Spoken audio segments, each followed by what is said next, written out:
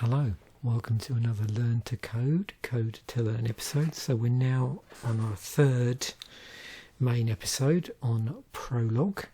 If you want to understand the rationale behind this whole series, then I suggest you go back to the earlier episodes to understand that. If you don't want to understand the logic and you just want to watch a little bit, or well, probably about an hour, maybe an hour and a half, perhaps, on Prolog and what I learned through my current Learn to Code to Learn program, which again there is another video about the current process that I'm using to learn languages over the course of 4 weeks of study. There's a video in the IT Wildcard series about that, which has been released very recently to this video just before it. So let's dive in, and I'm going to just reflect on what I learnt so far. Roughly, week and a half in, so after the first main week, and then as I move into the second week where I'm sort of putting together this presentation, what I've learnt so far. So here we go. So let's talk a little bit about Prolog itself. So there's, I suppose, two main guys whose names you can see up here, and there's a connection with them, and of course there's, again, like a lot of things, there's a team behind this, but what's interesting, if you sort of explore the whole backstory, and I do encourage you to do further research on this, and I'll include some links in the description of useful resources which you can do that. But like a lot of early programming, and the sort of people that were involved, and the fact that they were part of academia, in the cases of many of the languages, they were sort of bouncing around different institutions for different reasons. It could be for funding reasons. So, there's a connection to them and their work at the University of Marseille in France, but also there's connections to the University of Edinburgh and the University of Montreal. And this is all going on in the early 1970s. And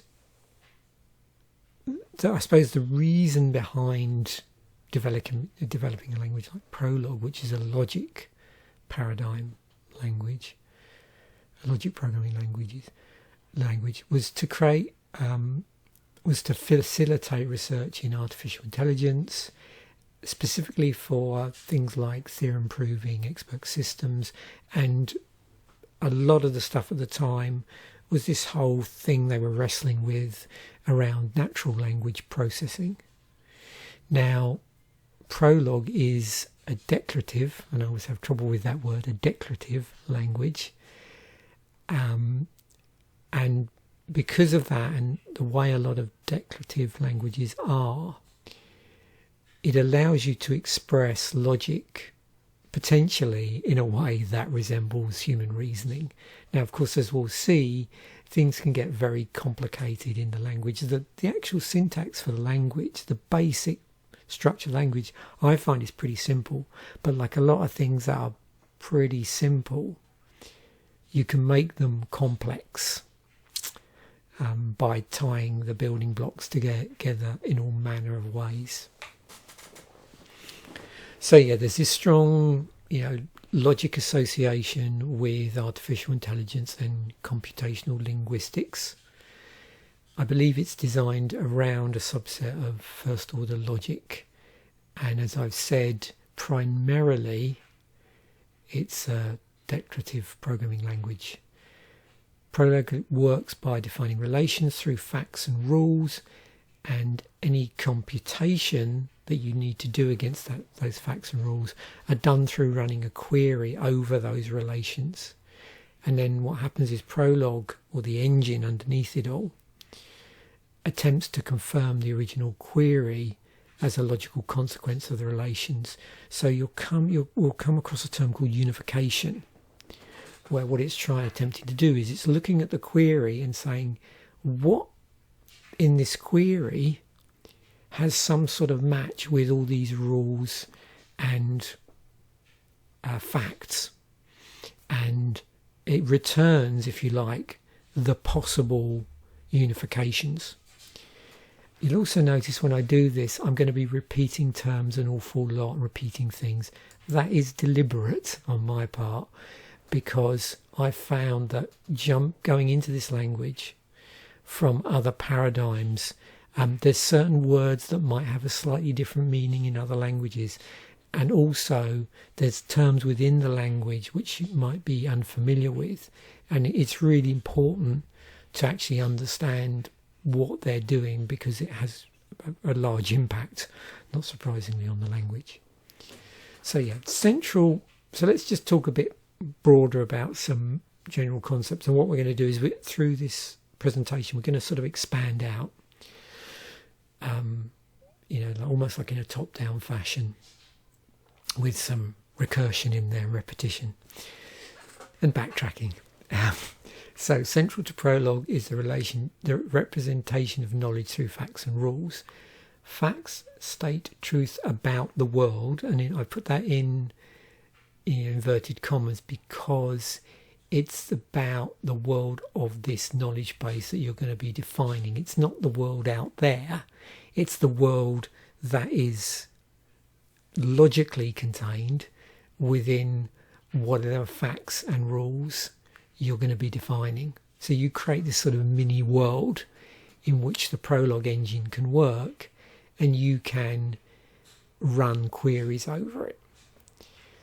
And this collection of facts and rules is commonly referred to as a knowledge base. However, historically I've also heard it referred to as just a database, but I actually prefer the term knowledge base myself, just because when I first learned about Prolog, which was sometime in the late 80s, I suppose, early 90s, a lot of what it was doing was things I was doing in other languages, and they were referred to as knowledge bases then. So just for historical reasons, personal preference, I'm going to call them a knowledge base.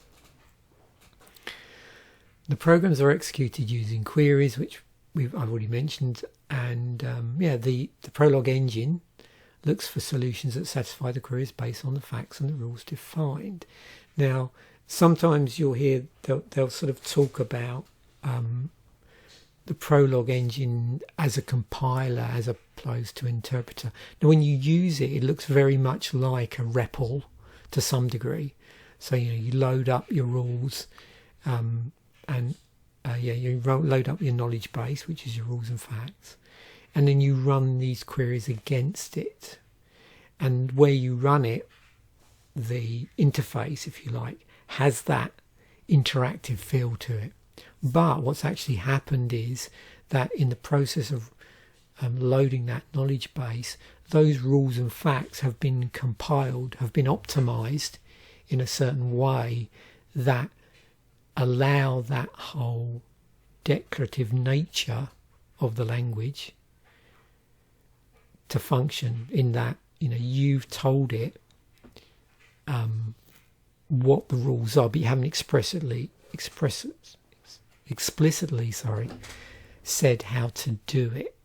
And so what Prolog does when you sort of load in knowledge bases, or there's, and again, I'm not going to go too much into the command line side of any implementations here. I use SWI, Prolog, there's various other ones.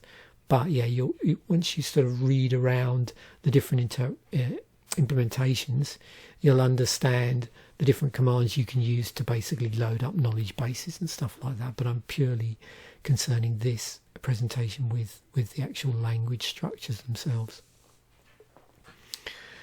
And within all of this, unification is a key concept. So this idea of matching the terms and the structures, whatever they might be, and using various variables to stand for things, and then being able to unify that structure to say, okay, well, I've got something here, I've got these rules and facts and things, I've got this query, and in what instances does this unify with this?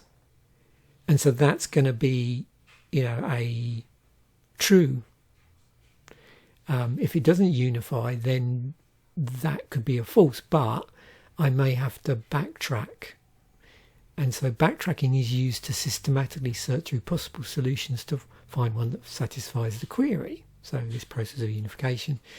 If a solution path fails, then Prolog automatically backtracks to try an alternative path. So the way I tend to think about this in my head is imagine, and this is just a way of thinking about it. This is not necessarily what's happening under the bonnet as such, but just a way of thinking of it. So imagine you're going through a maze, and you get to the maze, but you don't get out of the maze, and you just get stuck. So you're going to backtrack to a point where you can find an alternative path. And that's sort of what's going on in Prolog. So there's this constant backtracking in its attempt to unify terms, structures, variables, and the relationship between the facts and rules and the queries themselves. Also, because of this, you tend to find that recursion is really fundamental in Prolog for iterating over data structures like lists or for defining complex relationships. So what you'll find is more often than not, and just because of the way Prolog is constructed, you're going to be doing recursion. And we'll look at how that works and this whole issue of base cases and instances where maybe there are other things you can do which look more like conventional loops, if you like, more like conventional iterators rather than recursion. But recursion is pretty key.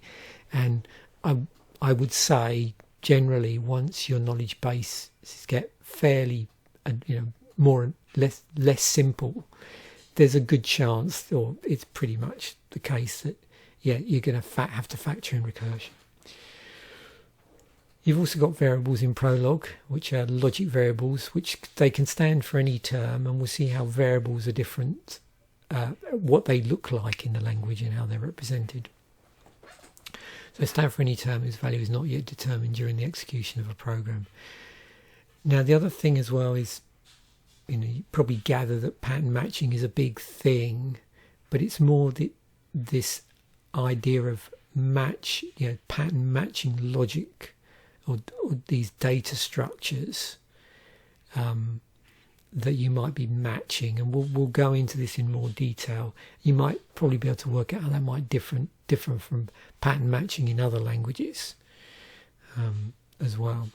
So as I said, Prolog is declarative, meaning that the program logic is expressed without explicitly specifying the control flow or algorithmic steps. Now that's not to say that in the course of doing this there may be instances where you are doing that, but generally a lot of the times you have these knowledge bases which they just express the logic, and then Prolog works out how it's going to solve that. So let's look at some facts here. So this is what facts look like in Prolog. So there's various ways you can read these, but with this style of fact, what we are essentially saying is that Ted studies CS50X, Eva studies CS50X, Sid studies CS50I, and Cal studies CS50P. So using that, it's pretty easy to see what's going on here, where we've got this, an argument, in this case an argument, which is Yowli. Yowli teaches CS50X. So we have our arguments, which are in parentheses. You notice they all end in a period. It's like almost like an end of line, I suppose, to some degree, or the end of that particular fact. And then at the start, we have this thing which is referred to as a predicate. You might also see when predicates are expressed when people are talking about them generally. So you might have something like studies/2, which means studies is a predicate and it takes two arguments.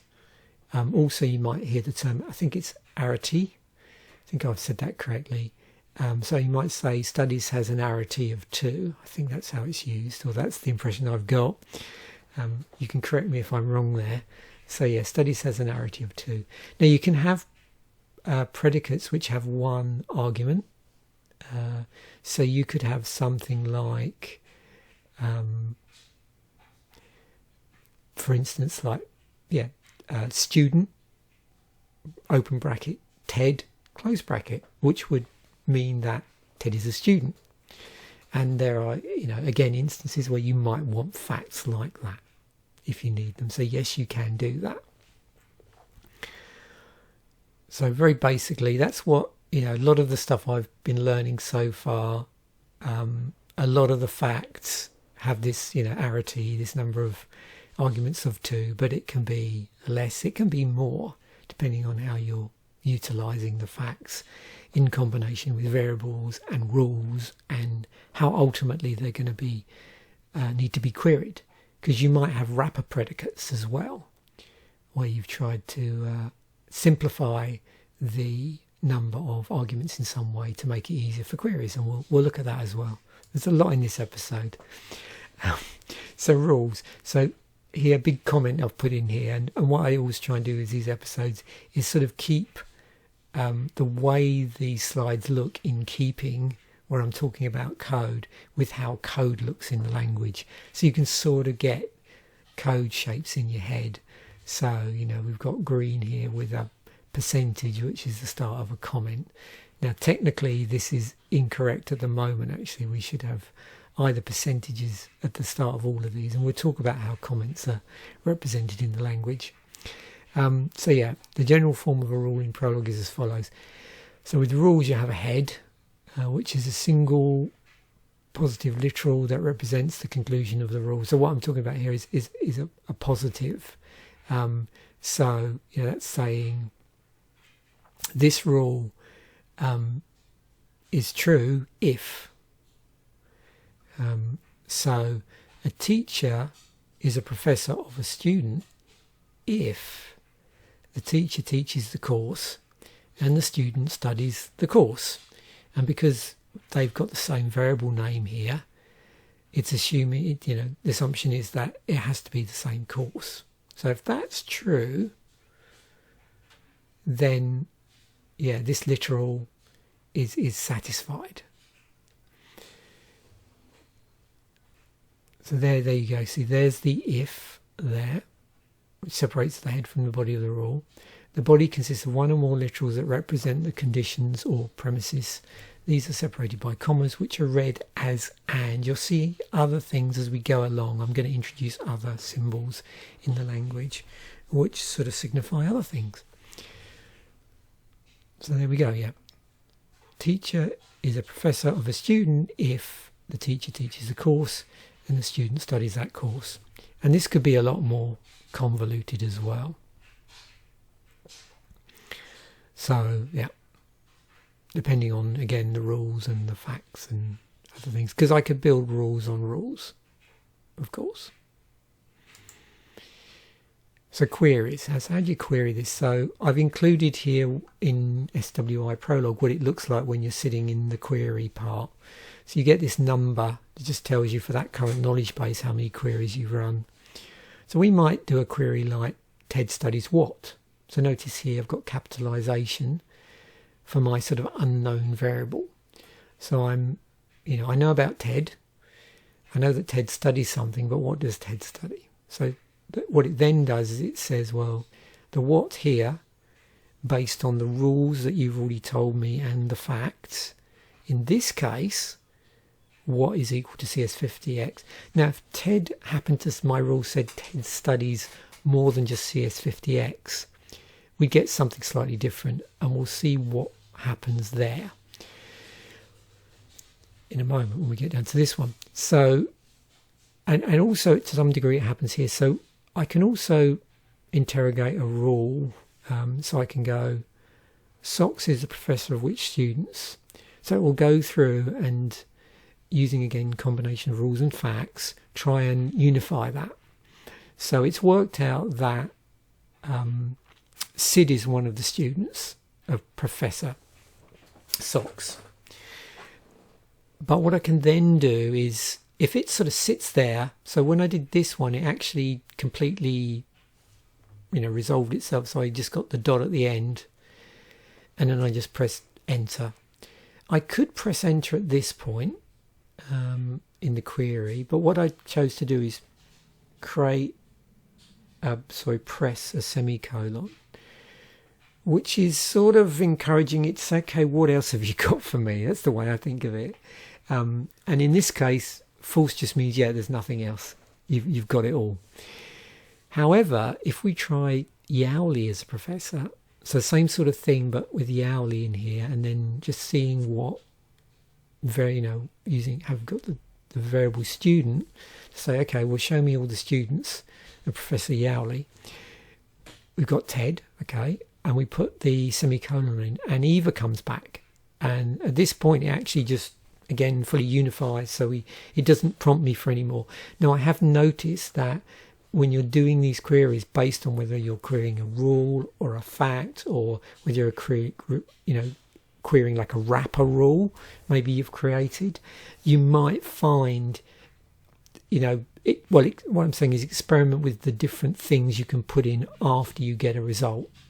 So what is it doing? Is it, when you get this, does it automatically prompt you for the next thing, or does it just sit there? And at that point, you have a number of choices. So experiment with choices. What happens if you put semicolon in? What happens if you just put enter in? Those sort of things. So in your particular implementation, try and see what happens when you do queries, and what happens if you need to follow them up, or does it just go to the next line, to the next query prompt.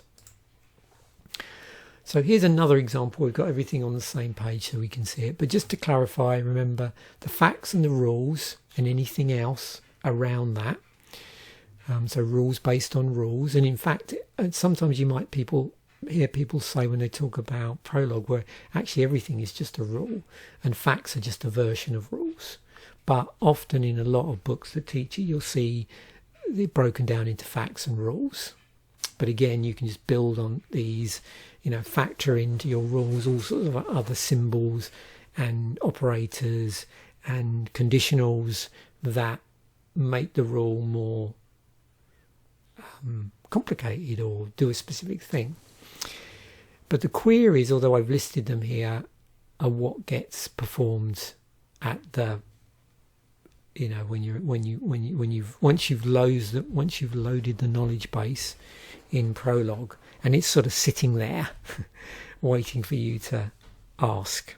That's basically where these go in. But they're all on a single page here, so we can sort of see what's going on. So we've got some facts. So Yowli, in this instance, Yowli is a pet cat, Socks is a pet dog, Pink is a pet mouse, Yowli's colour is torty, Socks' colour is tricolour, and Pink's colour is quite obviously pink because it's Pink Mouse Dave. We could have, Yowli's name is, Yowli. Silly things like that. Or we could have, Yowli name as another fact. So our predicate is name, our argument is Yowli, and we've got that in brackets with a dot after it. Notice again, there's all dots here.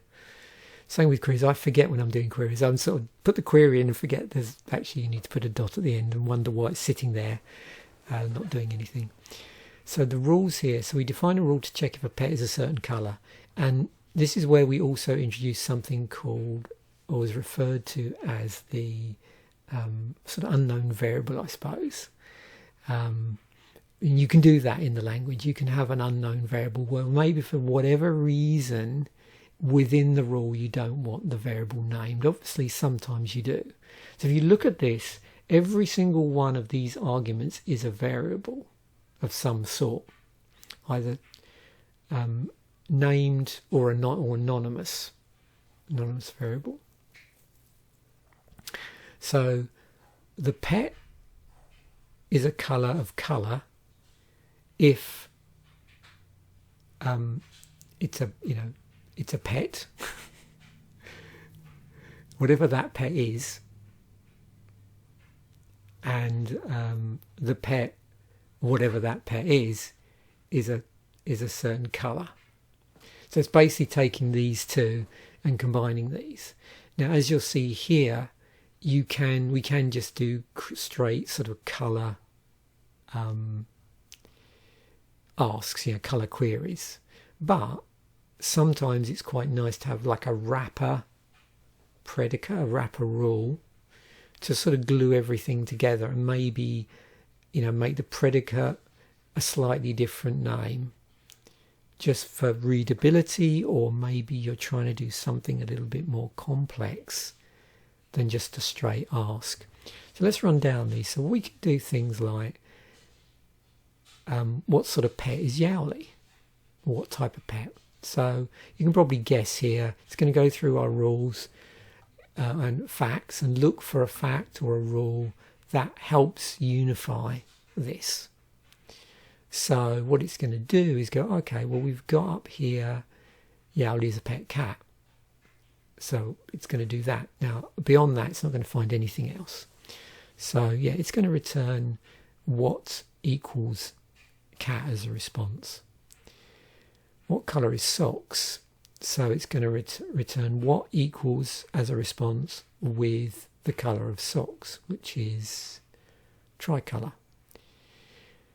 Now I've got this sort of rule as well, which is colour, and I could use that in a similar way. Do pretty much exactly the same. Pink is colour what? I could try that, see if that works. But I can do pink is colour pink, and then what will happen there is it will just come back and say true. And that's true based on the rules and the facts.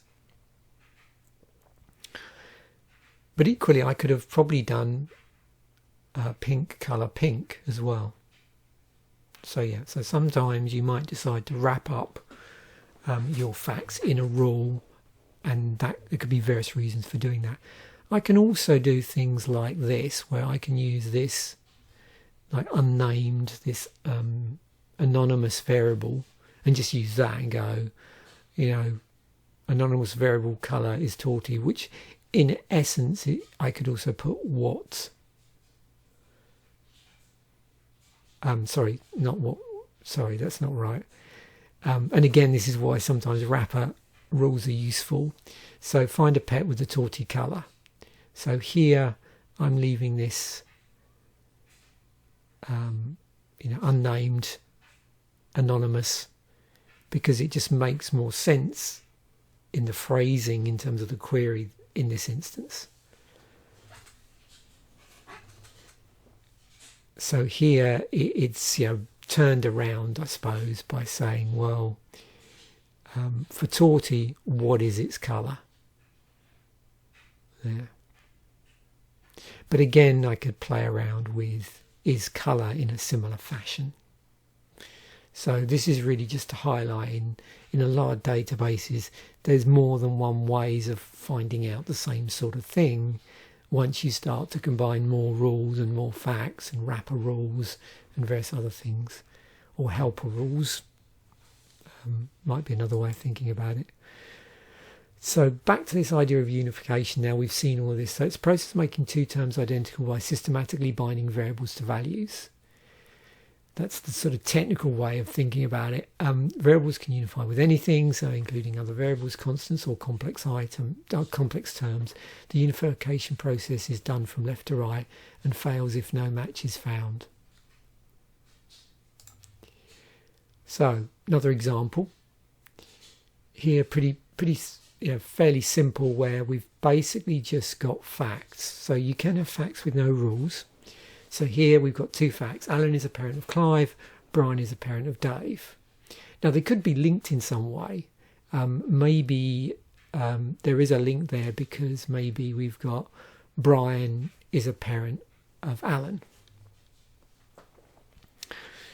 Those sort of things. So yeah, again and again, when we do the query, it's only gonna be able to answer the questions based on what it's been able to determine from the rules and any facts or combinations thereof that we've given it. So if we query this, we're trying to get a unification on this of some description. So we're saying in what world, well, not what world, but what instance, or what would X be in order to unify this? So X is a parent of Clive. What would X have to be to unify that with the facts, with any rules? Of course, there's no rules here, but with anything in the knowledge base.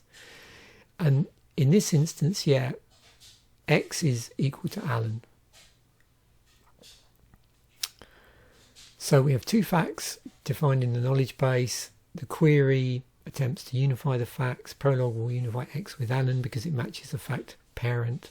So Alan is a parent of Clive. The variable X is now bound to the variable Alan, making the terms identical. So yeah, that's basically what it will do. And then within that, as I mentioned before, we've got backtracking. So this process by which Prolog systematically explores different possibilities to find a solution. When a goal is not immediately satisfied, Prolog backtracks to explore other paths. So how it works, Prolog attempts to satisfy a goal by evaluating the predicates and rules. So it looks at all of these, and then it tries to work out, if you've got a rule that fails and it doesn't yield the desired result, then Prolog backtracks to explore other options by looking at, the predicates,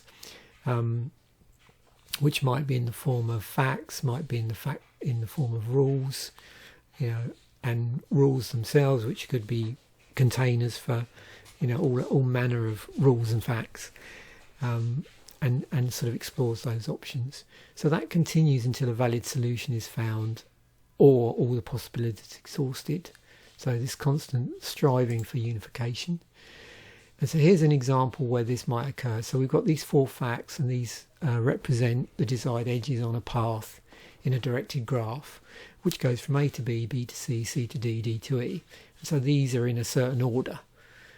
So notice we've got A, edge of B, and that is the direction in the graph. So A, edge of B, B, edge of C, C, edge of D, D, edge of E, and then you get this recursive predicate to find the paths. So the first thing we're going to just ask it is, or a rule we're going to create is, is there anything in here where the path that we're going to ask it, or the path that it might get asked, directly corresponds to an edge fact? So, if we asked it, A, is A a path of E? Is A a path of B? That would immediately go, oh yeah, here we go. So what we also need is something that works through this, because we're interested in paths here. So what we're going to do is create this recursive part to this. So here's our base case, I suppose. And then we've got this recursive path, which is looking at the edge and then looking at the previous path to get to that edge. So, there's these intermediate edges on the path. So it will just recursively go through, going A to B, B to C, C to D, until it's able to unify this. And it's doing this by backtracking. So it's gone through, maybe looked at this and gone, well, yeah, doesn't match this, any of these. This doesn't unify, but it'll go through and start doing this.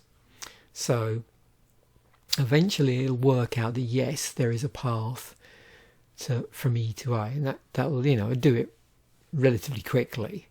But within that, there's that process of backtracking, of going, okay, we've tried this, didn't work out, let's backtrack, try something else. And recursion's a quite good way of illustrating that in this example. We will come back to recursions a lot because they're so fundamental to the language. Now, if we were to ask the reverse, so this would unify, and we'd get a true answer. Now, in this language, in the language I'm using, something is either true or false, or you could get like a syntax error of some description if there's something wrong with your knowledge base, or the query doesn't resemble anything that it can use. So yeah, that's going to happen here. We're going to get a true, because we can get all the way through to E. However, if we try E, is E a path to A? Well, it's not, because we don't have any other facts here which show that. It's all one way. So that would come back with a false. In other implementations, it's yes or no. You might come across. Yep. So recursion, like recursions in other languages, works by allowing the predicate to call, in this case, the predicate. In other languages, it might, you talk about functions or methods or whatever, but allows it to call itself, either directly or indirectly, to solve smaller instances of the same problem. It's a powerful technique that can simplify code and make it more readable, especially when dealing with hierarchical data structures like trees. So you'll find that the use of recursion just will often make certain rules that you might have done to get to that point redundant. So you might end up taking certain rules out, even certain facts, which can be better represented by a rule, out. And as you explore the language, that's the beauty of this, is you'll get to realise a light bulb will go in your head and you'll think, actually, I should be using recursion at this point instead of all these facts or all these rules. Or I should be using this rule instead of this series of facts, because it's just easier. So, yeah. But I find the great thing with this is that light bulb goes on when you really start to pull the language apart and to experiment with it. And this one of these, I mean, I find this true of pretty much every language I work with. It's nice to know the context, the underlying principles of a language. And a lot of what I'm explaining is that, because of the nature of the language. But it's when you start to engage with the language, then you really understand those concepts. So here's an example specifically of a recursion we're probably all going to be familiar with if we've done any form of coding. And it's a bit easier to probably see here broken down. So here's our base case. Factorial of 0 is 1. 0 factorial is 1. Then we've got a recursive case. So we're going to recursively go through, because there's this trick you can do with factorials where the factorial of n is n times the factorial of n minus 1. So that's what it's doing here, is it's recursively calling this this predicate, this rule, until it reaches the base case. So there's unification checks and backtracking going on in all of this. So everything builds on everything else and is interrelated. So here's our rule. And I'm trying to get into the habit of saying rules rather than saying functions or, anything else. It's quite difficult in this language to do. So I apologise if I'm doing that already and confusing people. So we've got, our factorial going in here. So whatever that might be, n is a factor. N is factorial result, and then first of all we're checking within this recursive case is actually n greater than 0, and then there's a whole load of things we're going to do. So remember I said like comma works a bit like and. So if n is greater than 0, then we want to do a whole series of things. So we want to make a new n that is n minus 1. We want to use that new n minus new n in our factorial and get a new result. And then the result is n times that new result. And we're doing that recursively. When we call it, we just call 5 factorial and then result. And when it answers that, it'll say result equals, I think it's 120, isn't it? Factorial 5, something like that. Another example, we can do tail recursion, because obviously as anybody that's dealt with recursion knows, you can get into various sort of memory and stack issues if the recursion gets sort of out of control when it's sort of working its way up and down the recursion, when the language is sort of compiled in various languages. So you can do some tail recursive tricks with things like helper predicates, like helper rules, and using accumulators. So here we've got a slightly more complicated situation where we're going to create this wrapper function. So we've still got a user-friendly predicate, user-friendly rule that can be queried. So it's in this form still, but that wrapper is going to, ultimately, you've got this if. So this is true if, and here's my actual helper. So we've got a wrapper predicate and a helper predicate, and the helper is the one that's doing the heavy lifting. But then we've got this additional here as well. So we need to factor in, like a base case here. And you'll notice in the language, in Prolog, because of the mechanism by which Prolog works, you'll find that in some instances where something isn't like inside of a rule, if it's a separate rule, you can play around with the order of things and it won't necessarily affect what happens. But again, that's something you need to play around with. Try swapping stuff around. But again, it's just a matter of, okay, positionally, what might work better for explaining this. So yeah, just so again, when you're looking at recursive examples, just try and work out, where's the base case, where is it positioned, is that important, can it be somewhere else for more readability, those sort of things. And in some of these examples, I've played a bit fast and loose with that, but basically just to bring the issue up and to talk about it for a talking point. So we haven't really touched on types yet, and that's because, well, basically one way of thinking about types in Prolog is there is this single data type called the term. So there are terms, but underneath that you can identify subtypes, so variables. So how do we recognize a variable? Well, variables start, and I copied this idea off of I think it was Wikipedia, where they had this regular expression which sort of tried to summarize the naming convention. I thought it's pretty cool.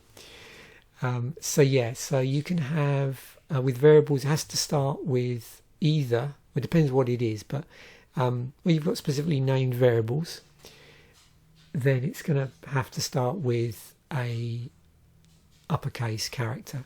So any uppercase character, A to Z. And I accept, again, just check your documentation to make sure this is all true. But yeah, so uppercase. You can also have this special character here as the anonymous variable, and just like you've seen, just on its own. So that's a possibility. You can have single, capital, like we had X, didn't we? Capital X. But the thing is, it's either got to be a capital letter at the start, or if it's a anonymous variable and you want to use the anonymous variable for various reasons, then this underscore. And then you just follow it up by any type of character.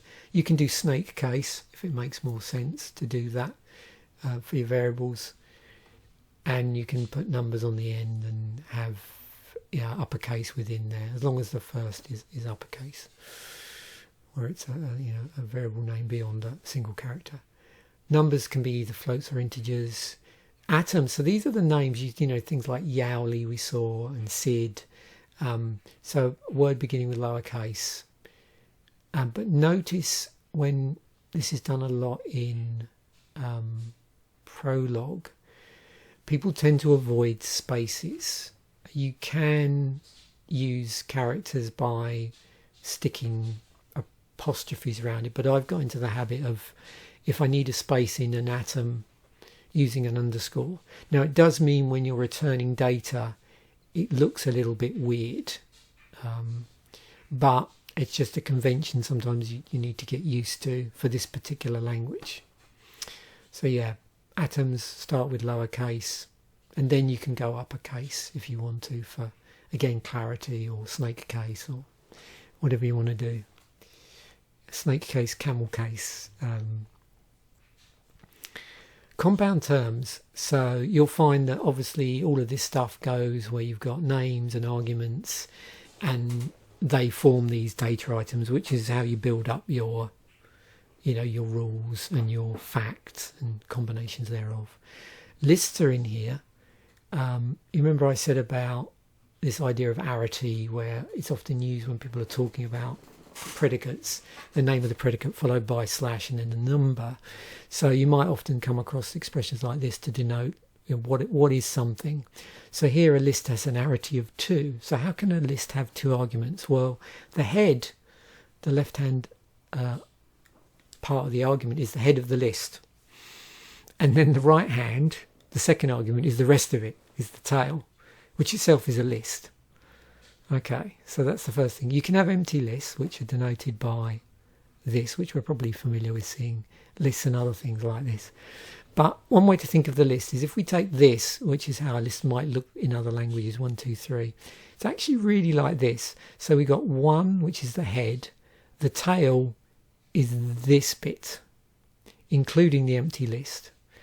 But that within that tail, which is a list, this is the head, and this is the tail. And you keep going down, and basically until you get so that the tail is just the empty list. Now there are other variations on this, I believe, where you can have, I think, something else that's like a list but doesn't have an empty list in it. But I've only just started reading about that. But just flag it up as something you might want to take a look at in terms of just learning data structures. Then we've got things like strings, which we can have in here. So they're actually lists of integers representing the code points for each of the characters in implementations, internal coding. This is important when you're dealing with things like streams from files and other stuff, and whether or not you've got to convert them from, say, a number to a value. And you've probably come across this before if you, I think, isn't it in IO, there were instances when I was coding in IO where you'd be interacting with strings and find that it was returning the number value of that string, like an ASCII type code, something like that. So yeah, just again be mindful when you're working in any language, actually, underneath the bonnet, what fundamentally is a string. So can you treat it like an array, like a list, or do you, is it really just a list of integers? So again, something to play around with and how that might manifest itself. Pattern matching. So pattern matching in Prolog is primarily handled through the process of unification, because in Prolog, when you talk about pattern matching, it's part of this whole unification process where you're trying to make 2 terms equal by finding a set of variable bindings that make the terms identical. So this is done through various different ways. It manifests itself through basic unification. So you've got 2 terms, Prolog's trying to unify them. So, for example, x equals y is going to succeed if x and y can be made identical through some binding of variables through, the rules, the facts and the queries. Then we've got pattern matching with structures. So we might have a structure like colour, bracket x comma y bracket, and that's going to equal colour. It's going to equal colour rose red here if x is rose and y is red. So another example with matching. So that here, compared to other languages, quite possibly other languages that you're used to, the term pattern matching might have a slightly different bent to it.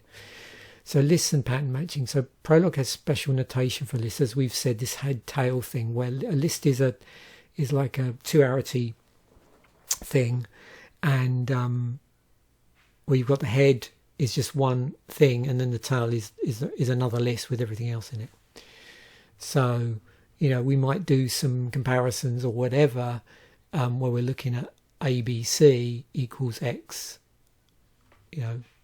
Y, where X is A and Y is BC. So in that instance, we would get a match if that was the case. And then also just predicates inside of predicates, so rules inside of rules. You might get instances where the pattern matching is based on you building predicates. So you might have a predicate called operation that matches different operations, and then you might have another predicate called calculate that uses the operation predicate within it. And in that combination, you might do something where, that's a match. So here again, I'm doing this thing, and sorry if it's annoying, where I'm using sort of predicates almost interchangeably with rules, but really I suppose a predicate is that first bit of a rule or a fact, if you like, is actually technically the predicate.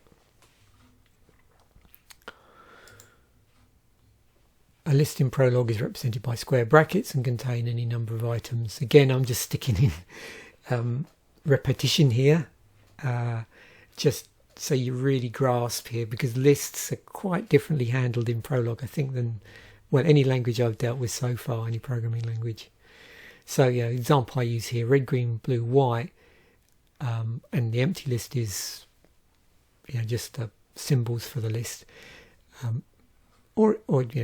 so there's non-empty lists, there's empty lists, and here we've got first element, and the head's the first element and the tail is the rest of the list. So if we take that list, then actually what it is red is the head and green, blue, white is the tail, and then you can keep going down where within that list green is the head, blue, white is the tail, and so on. And sometimes you'll see just the fact that factored into here is ultimately the empty list, often left out of examples, or it doesn't really, you don't have to factor it in when you're doing comparisons. It's just assumed that underneath it all is that it could be the empty list. Basic operations on lists. We can have membership checking, we can have length checking, concatenation, insertion, deletion. So I'm going to show you how this might look from first principles. I don't suggest you use any of these card examples to do this. I just wanted to show you a level of complexity that you might encounter. So here we go. So you can see all of these have base cases for rules. Now some of these, I don't know if there's any in here which are actually recursive. This one looks recursive, and of course that could be a factor when you're dealing with a list, which is in fact a list, which is a list of a head and a tail, where the tail is a list. So so this is why dealing with lists can get quite convoluted if you're doing it from first principles. So you can see here, this is fairly straightforward, but again, look, we've got list member referencing list member. So here we're basically trying to create some rules and facts which allow us to say, or be able to ask or produce a query, create a query which will ask, is this a member of this list? This one for the length of a list, and you can see we've got some accumulation going on here. It's literally having to go through and in its own way unpack the list, and then counting how many times it's doing that, but also has a base case for the empty list. And we've got concatenates, where we're adding lists together, so we have to allow for, again, the possibility that we might be taking, how we're going to deal with that. What do we need to do that? We're going to need an empty list to concatenate our list.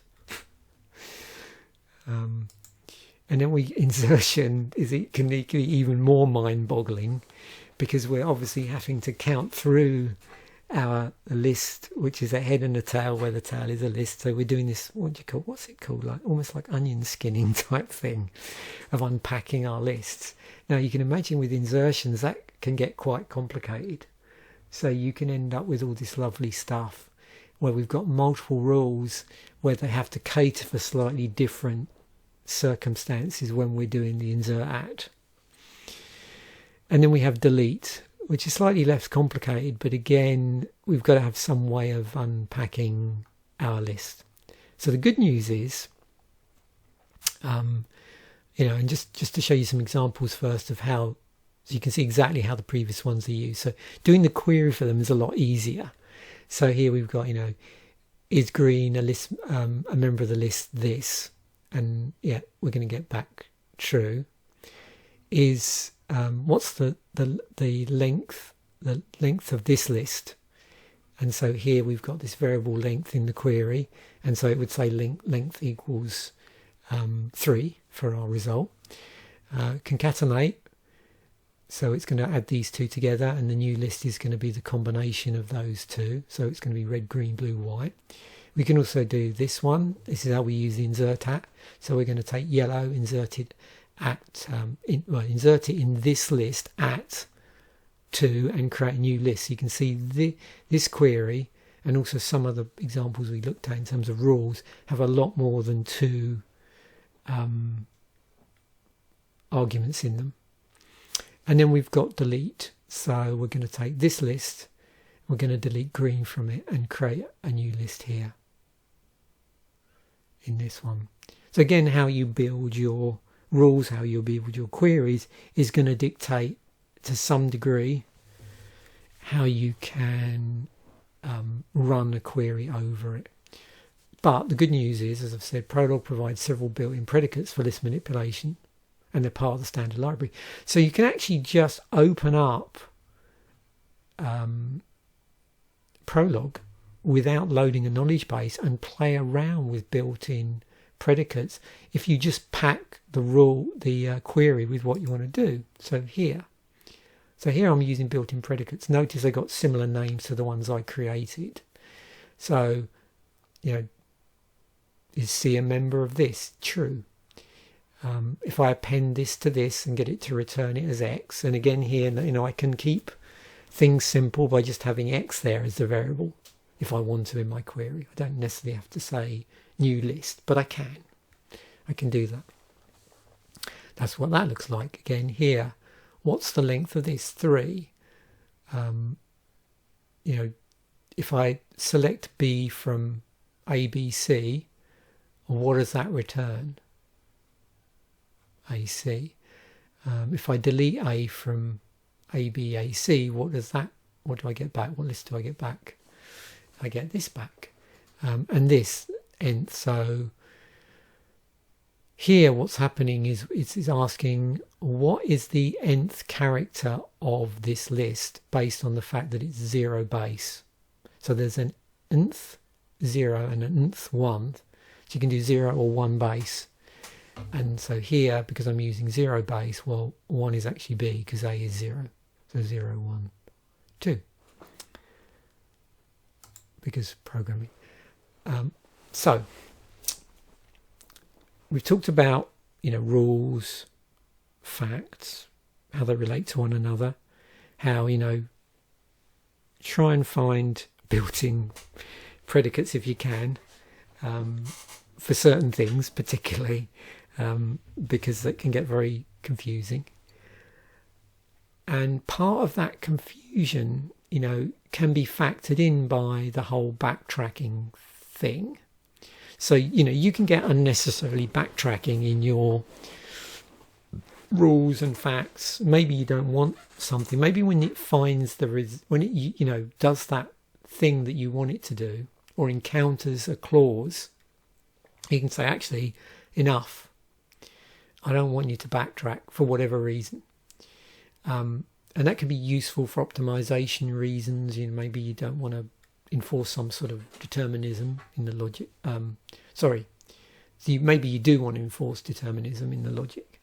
So yeah, you can use this thing called a cut, which is an exclamation mark, and it's used to control backtracking. So when Prolog encounters it in a clause, as part of your rule, it will not backtrack past that point if a failure occurs later. So it sort of takes the hint. It goes, oh, hang on, this is a bit of a lost cause. I need to stop what I'm doing and just return what I found to the query. So this can be used to improve efficiency by preventing unnecessary backtracking or to enforce determinism and logic. So in a very simple example, if we're trying to determine the maximum of two numbers, for instance, we might decide that at a certain point we don't want it to backtrack. So maybe, if this is satisfied, then don't even bother.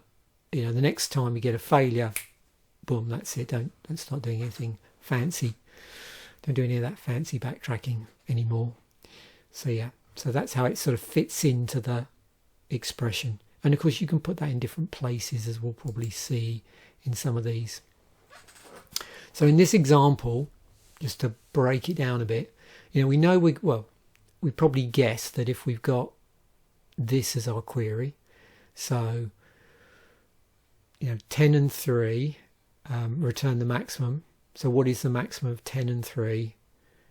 And return that, and we should get back max equals 10.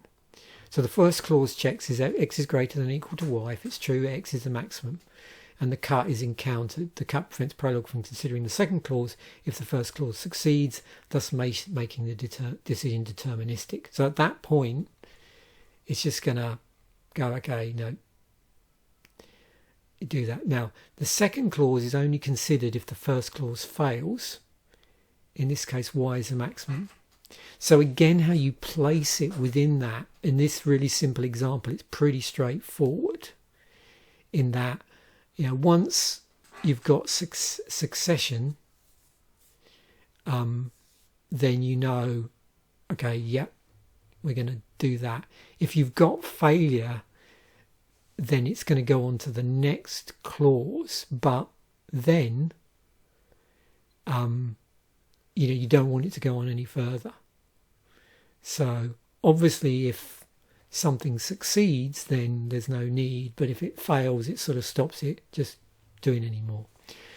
It's particularly useful when you have mutually exclusive conditions and you want to avoid unnecessary checks once the condition is met. And in this example, I've kept it fairly simple and straightforward, but imagine this in a larger context where maybe for whatever reason there's additional rules in there which in this instance you just don't want triggered because they might not be relevant to the discussion. It's a purely deterministic thing.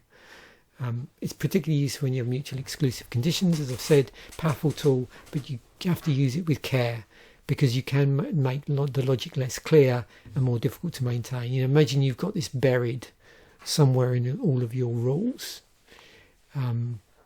It's quite complicated. Even explaining it is quite complicated because I always get slightly confused as to which time does the cut kick in. So just experiment with it, try it out, try and work out what happens with a cut when the first clause succeeds, what happens if it doesn't, what happens to the rest of the clauses within there, that sort of stuff. So that's rather convenient because we're now moving into the area of conditionals, which it's sort of part of really. And we can have a thing called a soft cut, which looks like this star with this arrow symbol. Again, be mindful that in other languages stars mean other things. Particularly when they're positioned in front of something else. But here in this particular structure, you've got a condition and then the soft cut and then a then clause and an else clause. If the condition succeeds, then clause is executed. If the condition fails, the else clause is executed. Unlike the standard cut, if the then clause fails, Prolog will actually backtrack and try the else clause. So you can see within this one, I've actually sort of broken the lines down here a little bit. So here's our clause. Here's our, do this, but within it there's a soft cut.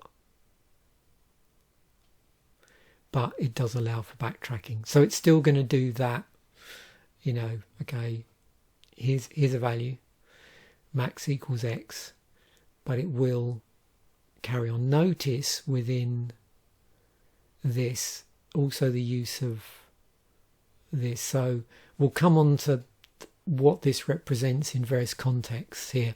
But you notice here, instead of a comma, which would be like saying an and, wouldn't it?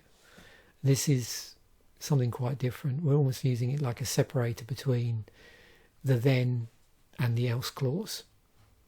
And we've also used this, if you remember, on queries as well, to say, have you got any more, sort of thing. So yeah. So conditionals. So we can use the operator like this for if then else. So you probably gather that this is what this is for. But in the previous example, we had that additional symbol to say it was a soft cut. So if then else. So condition, then clause, else clause. If the condition is true, the then clause is executed. Otherwise, the else clause is executed.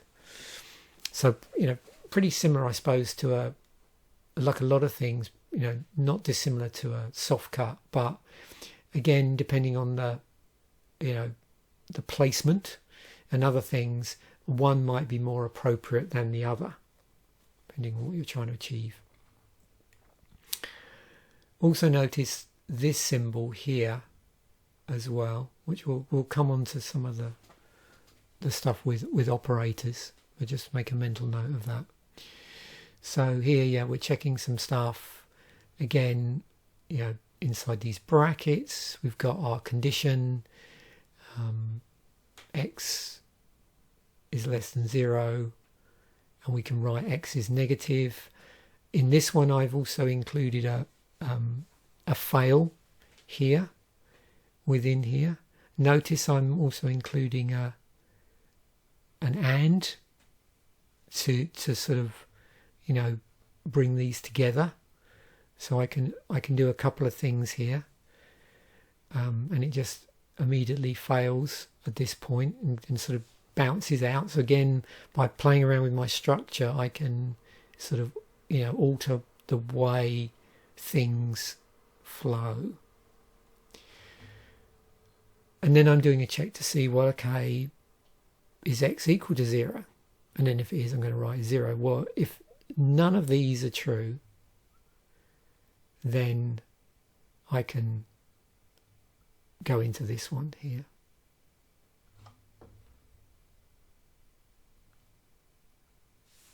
So you can sort of, send back additional things if you need to within your if-then clauses. Another conditional I can use, I can actually use this as a conditional. It's called in this context, the disjunction operator. So it represents a logical or. It can be used to provide alternative solutions or paths in the program. So I can do this thing, for instance, here where I've got a food type that I'm checking for in a couple of different ways. So in one instance, I want to just see, is the fruit, is it a fruit? Or is it a vegetable? Now, I could maybe make these a little bit, maybe I could make them anonymous actually, might be a thing to do. But all that matters really is this bit here. Is it the if? So what it's going to do is it's going to return apple. Let me just, sorry, I always have problems with this particular disjunction operator, so let me just make sure I say this right. So I've got two choices here. Either the fruit can be an apple or the fruit can be a pear. And in the case of this one, again, it's still same thing, still the same food type, but I've just played around with the variable and the atom. So the atom in this one, so the variable is vegetable, the atom is vegetable. And so I can make that variable can either be broccoli or spinach. So then when I ask it what food type is an apple, it'll go through these rules. Notice there's no facts. It'll go through these rules and it'll say, well, the what is a fruit, because it's looked through and tried to sort of unify this and said, okay, well, when I go through, okay, here's the first rule. And okay, so if I make apple the fruit, it's going to unify. So yeah, because it matches. So then yeah, that apple must be a fruit. If I'd put pear in here, then it would be fruit. If I'd put broccoli in here, then it would return vegetable. And if I'd put in spinach, it would return vegetable. Or it would unify to vegetable, I suppose. But you get this back here where this is the variable name that you've used here. But again, like I said, it's important here to think of what might be the most appropriate variable to use in certain instances. Would a better name choice be used for the variable? Do I want to use I keep wanting to call it the anonymous variable, those sort of things. Okay, so that leads us rather nicely into operators. So there's several types of operators. So arithmetic, comparison, term constructors. You can also have these things called unification operators, which I sort of just only recently added just before doing this presentation, because I thought it was important to differentiate. So operators in Prolog are categorized by their precedent, which is a number between 0 and 1200 apparently, and their type, which can be infix, prefix or postfix. Lower number is stronger binding and so evaluated before the higher number. Each operator has a precedence and an associativity type, which is listed in the table in this sort of form. F indicates the position of the functor, that's the name or identifier, while X and Y indicate the position of the arguments. And as I've said, arity, I believe, is a term that's used to signify the number of arguments if you're talking about, so you might say something has an arity of 2, which means it's got 2 arguments. So main types of operators: arithmetic, which you're probably familiar with; comparison, a lot of these you're going to be familiar with. Notice the equal and the not equal look slightly different. You've got some term constructors as well, like dots and disjunction and conjunction, which we've seen already. And then you've got unification operators, such as these.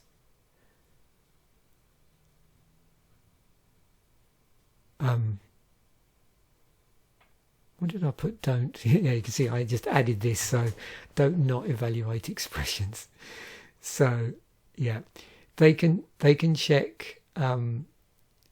So what they do is they check whether terms can be unified or not. So the unification operator for evaluating expressions in various ways.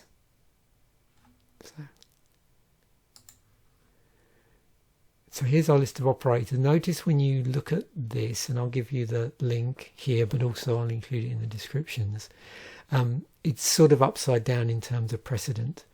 So you remember I said the lower the number, it was back here.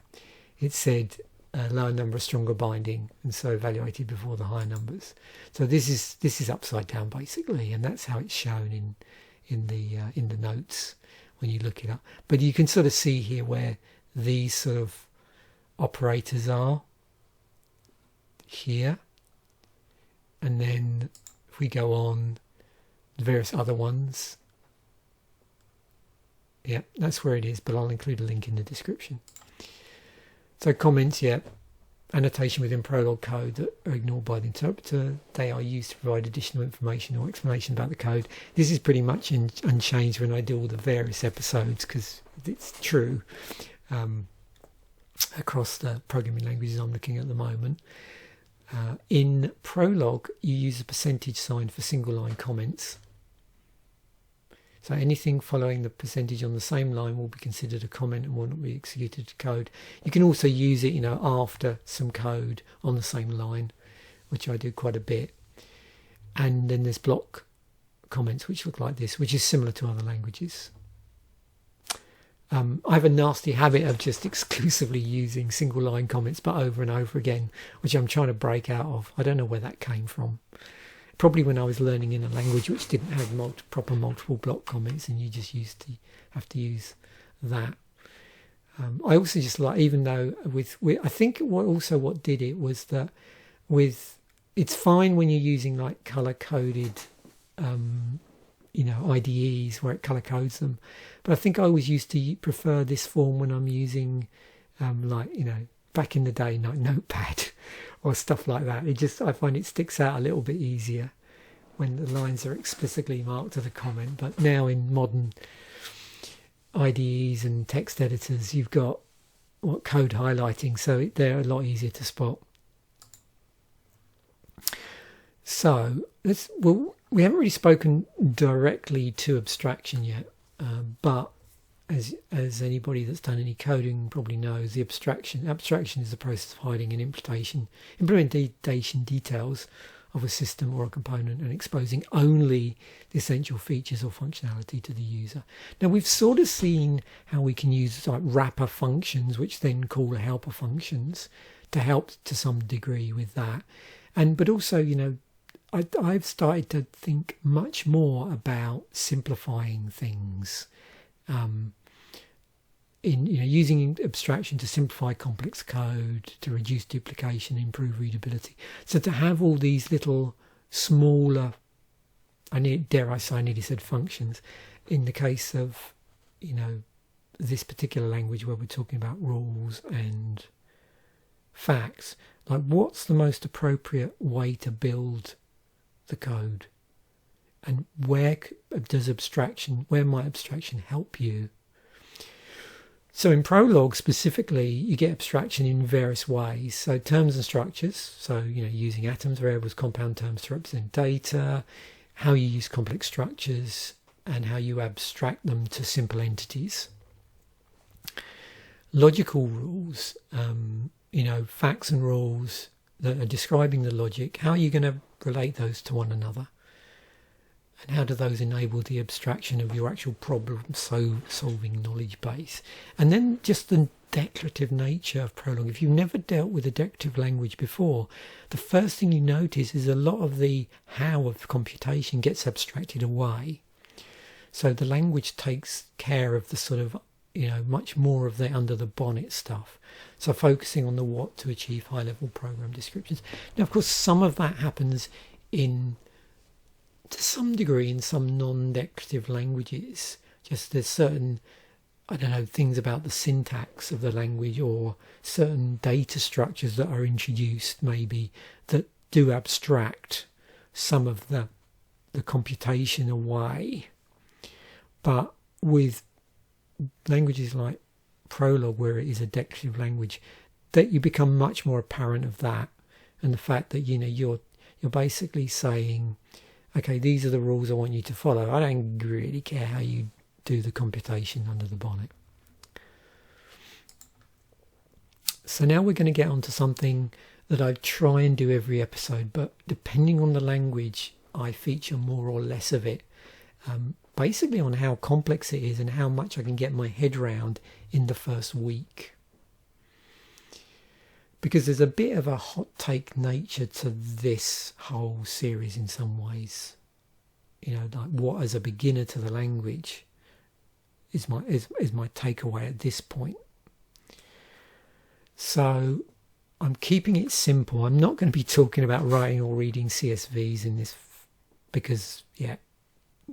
just because of the amount of time it would have taken me to get up to speed on that.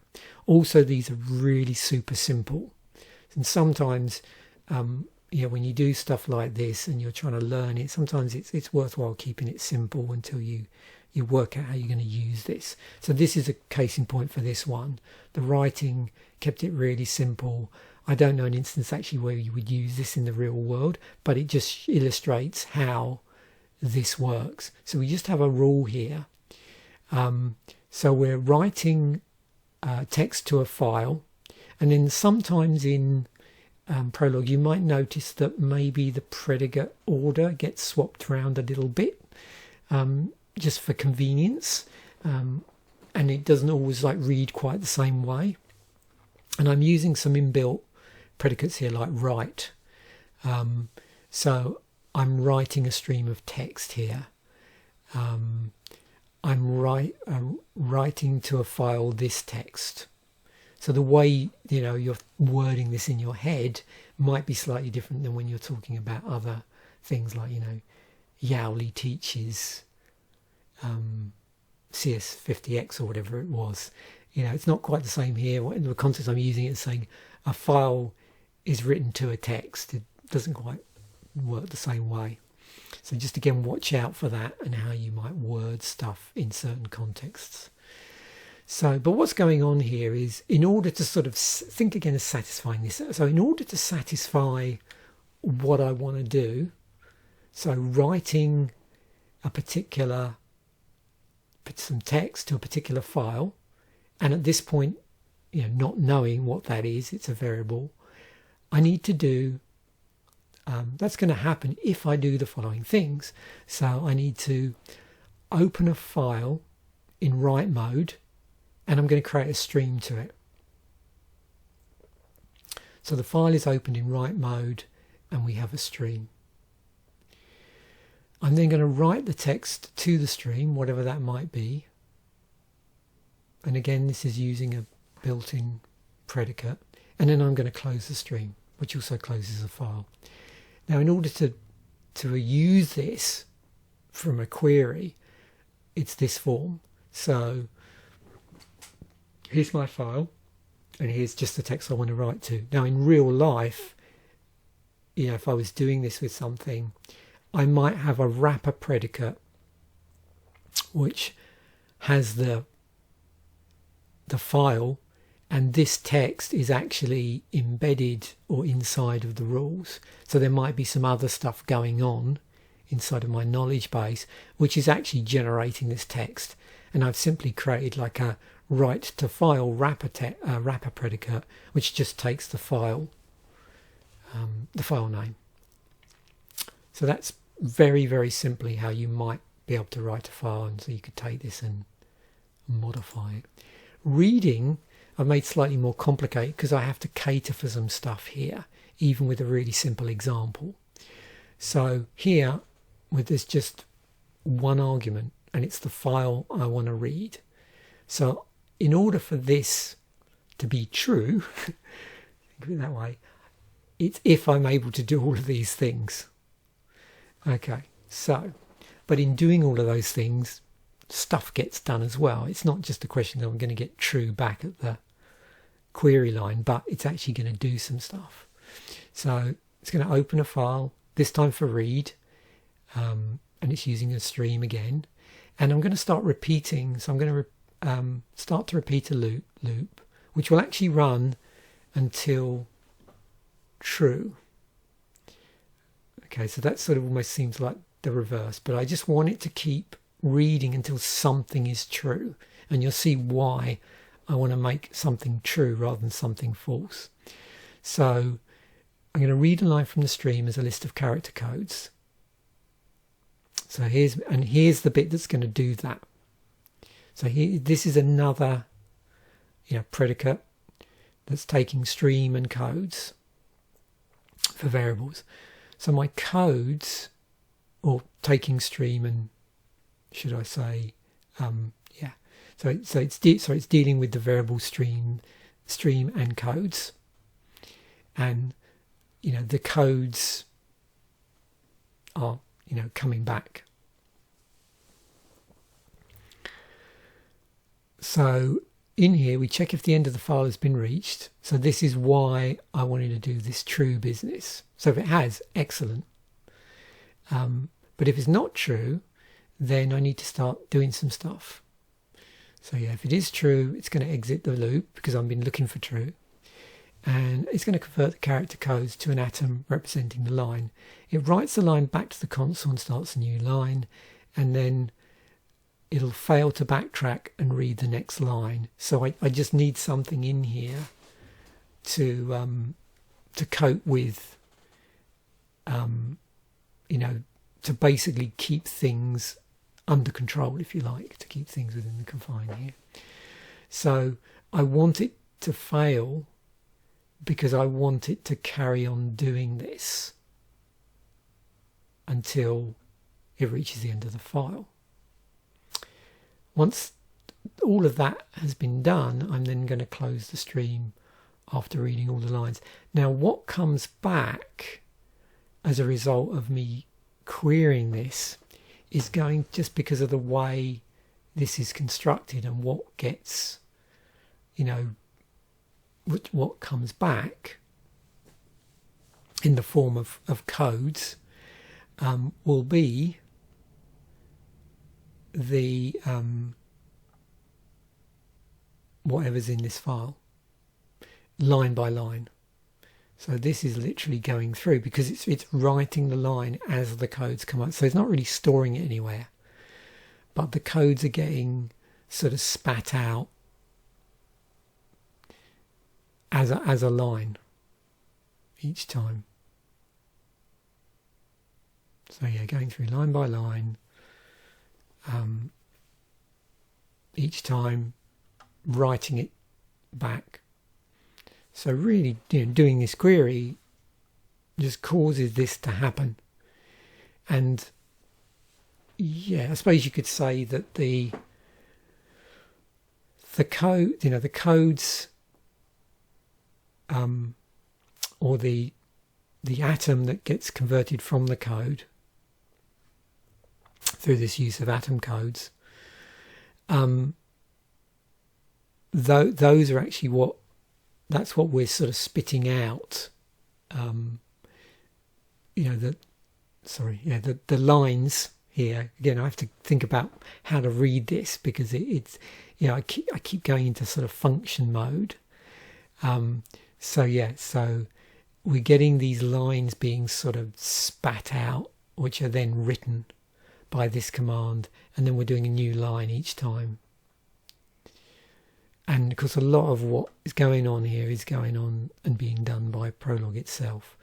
But you can probably spot within here to some degree what things within here might be, built-in predicates, and what things might not be on here.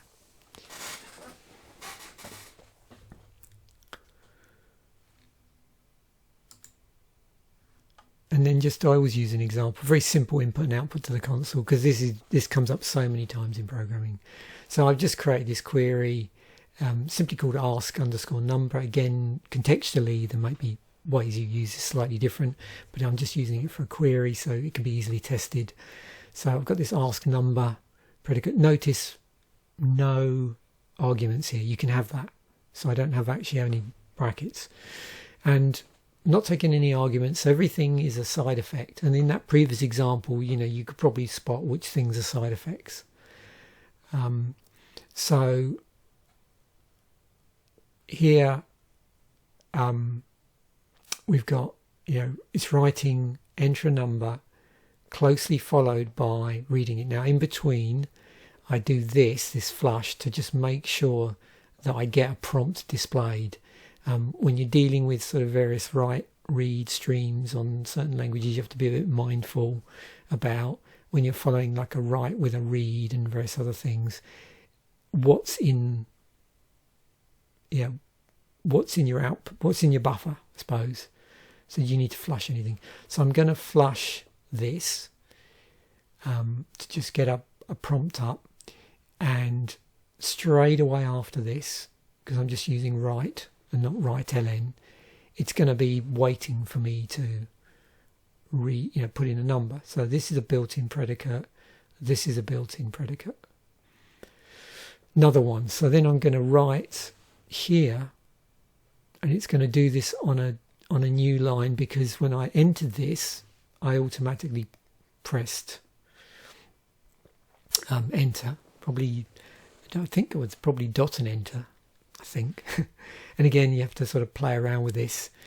when you're working in Prolog, things slightly differently, different. So I'm trying to remember in this whether when I did this, but I've got code and you can play around with it with yourself. And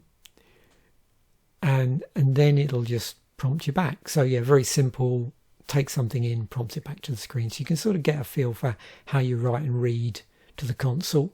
Write ln, writes with a line, with a line. So it does a line return, a line feed for that, because we want it to do that, because otherwise what's going to happen is after this comes out, it's going to come back with the Prolog query line, and that's just, otherwise it's just going to probably stick it at the end of that and look a bit odd. So yeah, and again, we've probably all come across that before.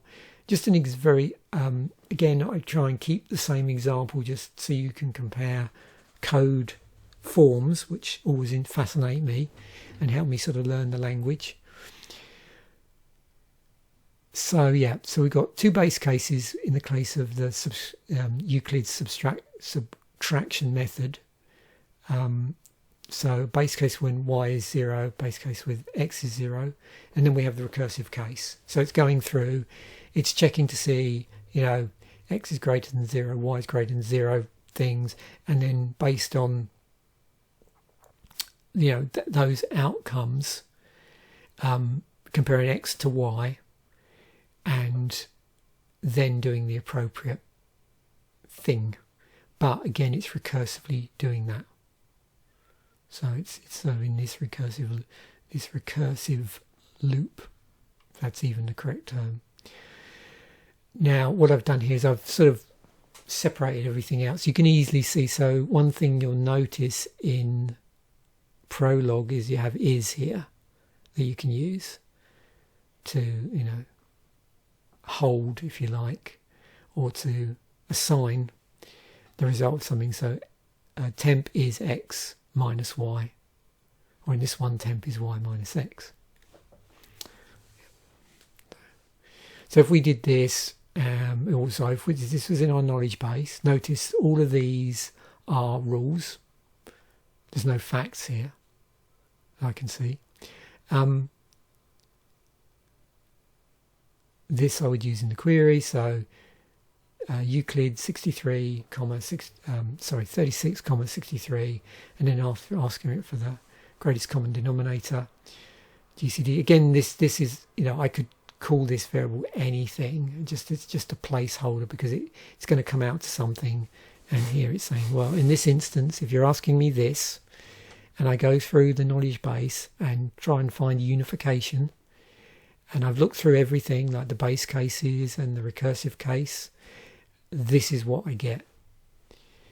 Now, again, when this comes out, you might, if it's a different from this, because in this case, that's the result, you might be prompted to follow it up with something. So you could put in a semicolon, and then it might come back with false because there's nothing after that. Or if it was a query which maybe had multiple answers, then it would come back with the next answer, and so on. So yeah, again, you have to adjust according to what the result is. And then what I did was, through various means, I came up with this. So you've got the modulo method, which uses modulo instead. And normally you find when you do recursions with this, you've seen previous episodes on languages, it has a habit to it simplifies things, causes a lot less extra steps. So a couple of things happen between this and the last one is I refactored it a lot to make it simpler as well.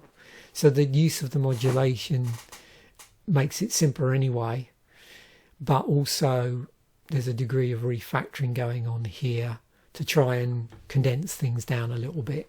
So we do have a base case, but we've also got this recursive case in here, and again we get the same result. And again, you can simplify some of these algorithms if you sort of know what values are going in as well. So there might be certain things that just aren't going to be entered. That's the other thing is, what do I do about someone puts something stupid in? So how you deal with that. And also what's into these episodes, look at a couple of other searches which come up. And I know a lot of these, again, I always say, these are great for illustrating code structures, but a lot of the times you learn more efficient ways of doing these and different types of searches. But good old linear search. And you can see I've got the base case for the empty list and another rule here for the head of the list, because again we're dealing with lists here, so things get a little bit more complicated because we've got heads and tails, where head is the first item and tail is the rest of the list, and then that tail, the head of the tail is the first item, and then the tail of the tail is the remaining, and so on. So yeah, so the recursive case, you can see we've got some, and here I'm using the term rest here to just signify that, and again you just want to choose your variables accordingly. You might want to call them head and tail. You might want to call them element and rest. It's up to you. But you can see here's this divider that you use when you're dealing with lists to signify, this part is the head, this part is the tail. And it's going to go through recursively, and for things that don't match, for rules that haven't been unified and where it's looking for other rules, it's going to go through this rule. And so here, I'm just simply asking it, okay, I want you to do this linear search and find, does it have the number 3 in it? And if it does, what's the index for that? And here, it's saying the index is 2. Again, in this one, it's going to be, 0 base. So 0, 1, 2. So what's the index if you find 3? Just goes through there. And we got good old bubble sort. Again, there's other sorts. And once you start to study programming languages, you learn, these things relative to time and complexity, and stuff to do with how efficient something can be, or how many resources it uses. So, time complexity, resource complexity, those sort of things. But bubble sort's quite a nice way of just sometimes getting your head around a language and think, well, how is it going to handle a bubble sort? And here things can get quite complicated. Possibly this could be refactored to make it simpler, but you can see we've got several layers of wrapper functions and helper functions here that it's been broken down to, and you might want to do that just to make it's simpler. So here we have a nice, just a nice wrapper function which puts things in this form for when I do queries. So I've got a list and it's going to return the sorted list. It's going to do a bubble sort on it. So within that wrapper I have this. So I have my predicate b_sort referenced, which has got list, variable for a list, an empty list, and a variable for the sorted. So what else have we got? Well, we've got some various different cases here. So we've got this one with our empty list in it and a couple of accumulators. So we're going to use an accumulator in here to help out. We've also got one same thing, so same predicate, but here's our list, head and tail, an accumulator, and then sorted. So I'm sort of renaming the variables are being particularly chosen because they're dealing with specific things. So again, I'm selectively naming stuff, and of course, again, you're dealing with, is the list empty, or does it have something in it? And if it does or doesn't, then I'm going to have different rules to cater, or different facts or different rules to cater for those scenarios. So the rule here for a list, you can see, is quite complex. Now within it, it's okay, well this one, I'm actually going to have to do a bubble in action. So I have my bit that does the bubble. And so here are all my facts and rules that cater for just doing the bubble bit. So we've got, again, instances like base case type stuff, and then we've got instances for other things in order, again, so that we can unify this. So we might have here, for instance, you probably spot I could have maybe used a bit more descriptive things here, but I've got head, tail, next tail, that sort of stuff in here. Maximum, accumulator, whole mixture of things. And you may notice if you look at my code base that's on GitHub, over time I may well refactor some of these. Not these ones, not so much maybe, but I might do things like change variables slightly to make it more descriptive. And so with this, it takes in a list and sorts it. But again, be really careful when you're refactoring. I suppose it's true of anything, but I found it particularly in Prolog, where you think you may have made things a bit simpler, and think that there's scope for removing a fact because a rule deals with it, and then find that that fact was actually your base case, and so you've broken it. So yeah, be careful removing base case facts. That you've really thought it through, because you really break stuff. Okay, so stuff to try. So here's my suggestions for when you move over to the coding to learn. Definitely explore the built-in predicates and the operators. I've not really done them justice in this presentation because I didn't want this to go on for 4 hours instead of an hour and a half, or probably nearly 2 hours now. So yeah, check them out. And then there's other more complicated things that might be worth checking out depending on what you're interested in. So there's some things that the language has access to which I haven't covered.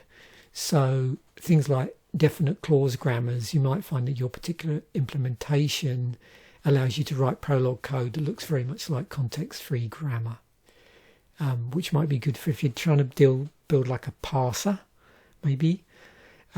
Constraint logic programming. So again, another way of taking standard Prolog and making it more appropriate to things like scheduling, allocation and planning, and just making it more efficient. So there are things that a language has access to that it can leverage, which makes certain tasks easier to do, or just a more appropriate, have more utility, I think is the word I'm looking for. Programming language interfaces. Obviously, Prolog, sort of came about as a result of other things, historically. So, again, just be mindful of that, and bear in mind that there's still ways you can interface Prolog with other programming languages, which can be useful for integrating with existing systems and libraries. And then on the web programming side as well, you might find that things are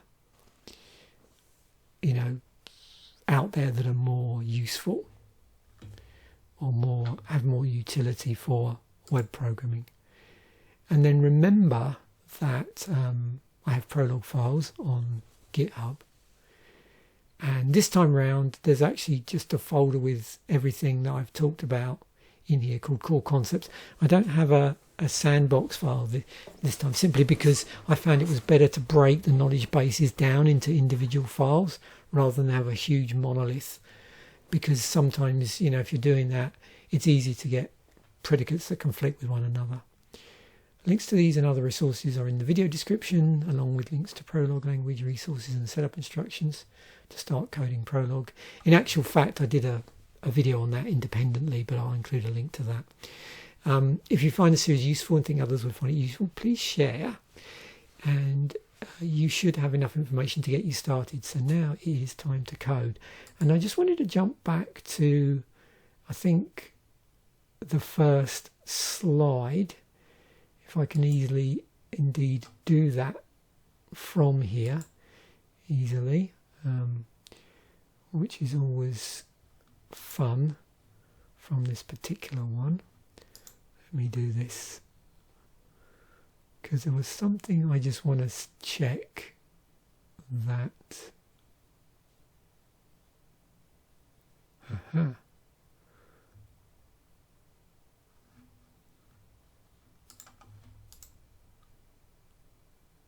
That's interesting.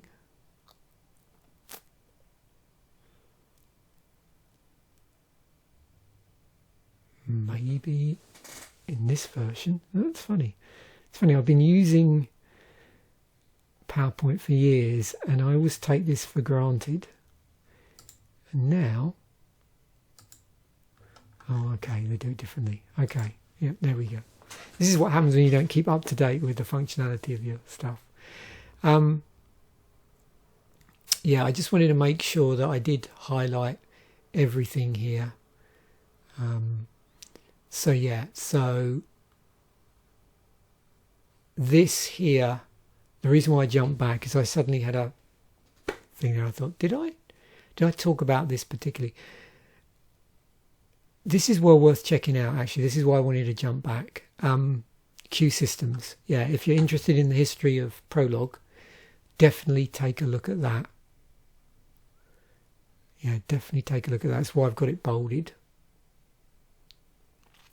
But the key takeaway here, I suppose, is underneath this all, Prolog works by defining relations through facts and rules, and you initiate that computation by running a query over those things. And then Prolog attempts to confirm the original query as some sort of consequence of those relations, and that's where the whole unification comes into it. So thanks once again for watching. Bye for now, and I will catch you in a future video.